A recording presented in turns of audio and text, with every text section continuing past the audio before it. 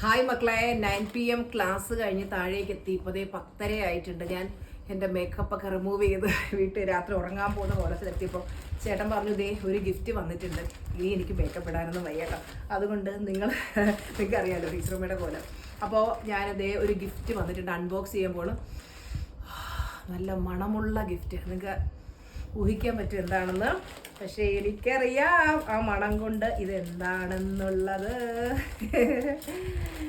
Oh my God, കാണിച്ചു തരട്ടെ. എനിക്ക് ഇതുവരെ ലഭിച്ചിട്ടില്ലാത്ത ഗിഫ്റ്റ്, പല ഗിഫ്റ്റുകളും വന്നു. This is the first time I am getting. I am so excited.